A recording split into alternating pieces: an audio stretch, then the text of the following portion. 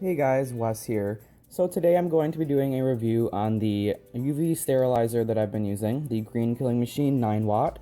I've been using this on my 29-gallon aquarium for about a month or like 5 weeks-ish. So a UV sterilizer is usually used if someone has an algae bloom or green water.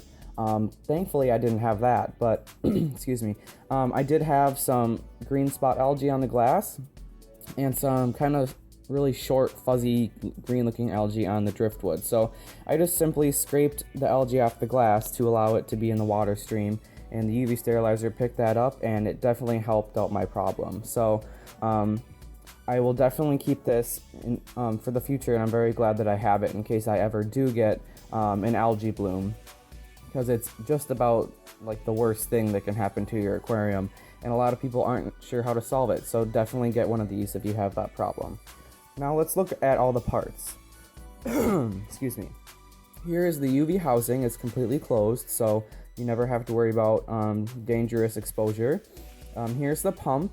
It's a very slow rate pump, and that's very important because you want the water to pass slowly past the bulb to properly kill the pathogens. Here's a smaller elbow. You'll see how that is used later. Here's a shorter elbow, which gets attached to the UV housing. And here is the pre-filter sponge. Now I actually replaced the one that it came with some canister foam from my old canister filter because the sponge it comes with is very coarse and I don't imagine it would stop much debris. So that just sticks in there. It's really easy to just place in there. And then that large elbow goes onto the UV housing, and you want to make sure you press that on tight because it's not the best seal. And then that just connects to the bottom of the pump there, and you want to make sure that's on nice and snug as well. So now you're going to take that smaller elbow, and that gets clicked into the top of the pump so you can direct the water flow whichever direction you want. Now I had mine just kind of flowing across the top of the water. So you see it's very simple to assemble. You don't need any instructions really. So now let's take a look at the power supply. Here are the connections from the kind of splitter. That connection is for the UV bulb, and that one is for the pump. Here is kind of the adapter for the wall plug. Right there is a small LED indicator, and when that turns off, that means your bulb is burnt out, so you always want to make sure that is on. And then there is the wall adapter. It's quite big, so I didn't actually plug it straight into my power strip.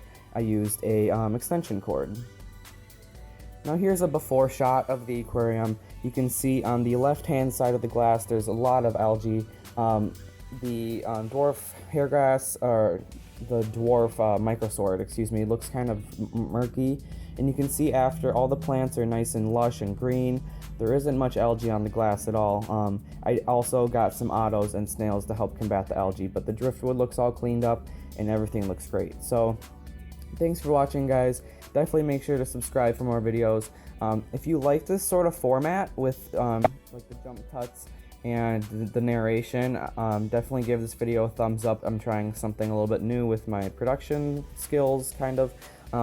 If you have any questions about this UV sterilizer, or have any questions about which brand to use, because as you've seen from my older videos, I've had a few bad experiences.